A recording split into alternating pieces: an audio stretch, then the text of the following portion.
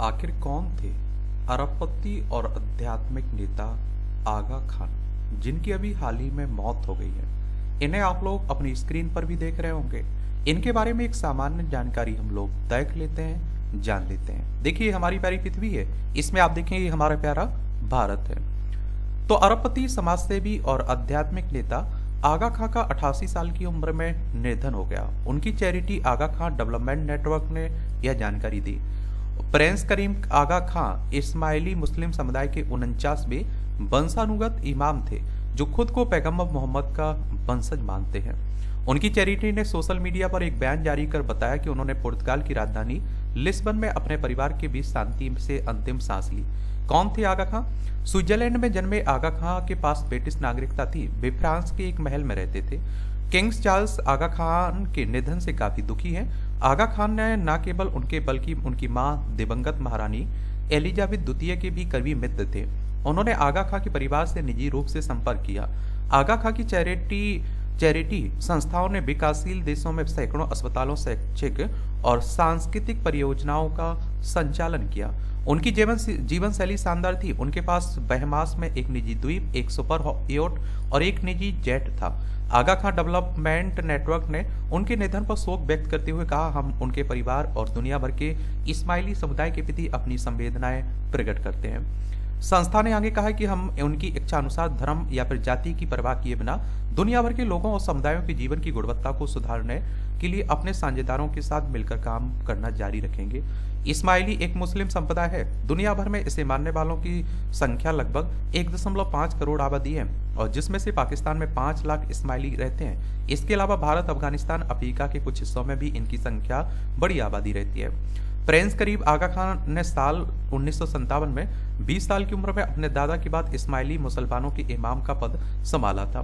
Forbes magazine के अनुसार साल 2008 में उनकी कुल संपत्ति लगभग $1 अरब आंकी गई थी। उन्होंने अपनी विरासत में मिली संपत्ति को यूरोप के कई अन्य कारोबार से आगे बढ़ाया, और खासतौर पर हॉर्स ब्रीडिंग में निवेश करके। आगा खान और अश्व पालन के प्रति उनका जुनून, वह ब्रिटेन, फ्रांस और आयरलैंड में घुड़दौड़ के लिए घोड़ों की विशेष प्रजाति तैयार करने में आगे रहे। उन्होंने शेरगर नाम के घोड़े की प्रजाति को विकसित किया, जो एक समय में दुनिया का सबसे मशहूर और रेस में दौड़ने वाला सबसे महंगा घोड़ा था। साल 1981 में उनके घोड़े शेरगर ने एप्सम डर्बी की रेस जीती थी, लेकिन 2 साल बाद आयरलैंड में शेरगर का अपहरण हो गया था। वह फिर कभी नहीं मिला। साल 2011 में अपने पसंदीदा घोड़े की शानदार जीत की 30वीं वर्षगांठ पर उन्होंने बीबीसी को बताया कि वे अपने पसंदीदा घोड़े को खोने के बावजूद उन्होंने कभी भी आयरिश नस्ल के घोड़ों को प्रजनन छोड़ने के बारे में नहीं सोचा। शेरगर की जीत के बाद बारे में बात करते हुए उन्होंने कहा कि यह एक ऐसी याद है जिसे कभी नहीं भुलाया जा सकता है, और मैंने ना जाने कितनी बार यह फिल्म देखी, दर्जनों या फिर शायद सैकड़ों बार। मैं बार बार यह विश्लेषण करने की कोशिश करता हूँ कि यह कमाल का प्रदर्शन कहाँ से आया, या हर बार जब मैं इसे देखता हूँ तो मुझे लगता है मैंने कुछ नया सीखा है। अगर आप घुड़सवारी की दुनिया में है तो एप्सम डर्बी सबसे प्रतिष्ठित रेसों में से एक है। हमेशा से ऐसा ही रहा है। ऐसी प्रतिष्ठित रेस जीतना अपने आप में एक असाधारण उपलब्धि है, लेकिन जिस तरह से उसने यह रेस जीती वह इससे भी कहीं ज्यादा था। मैंने इतनी रेस देखी कि मुझे पता था कि जॉकी कैसा महसूस कर रहा होगा, उस समय घोड़ा किस लय में होगा।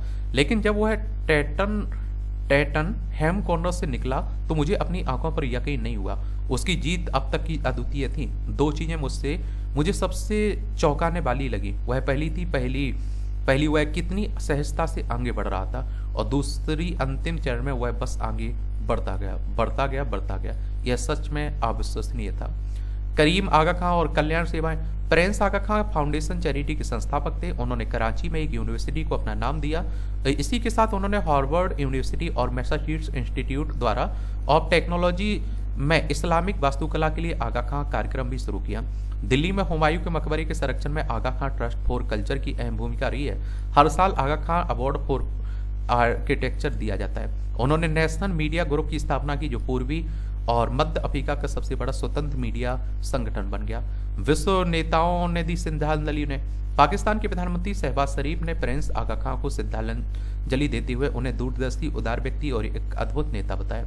उन्होंने कहा कि गरीबी उन्मूलन, स्वास्थ्य सेवा और लैंगिक समानता के क्षेत्र में अपने अथक प्रयासों के जरिए उन्होंने हाशिए के लोगों के हितों की रक्षा की और अनगिनत लोगों के जीवन पर गहरी छाप छोड़ी।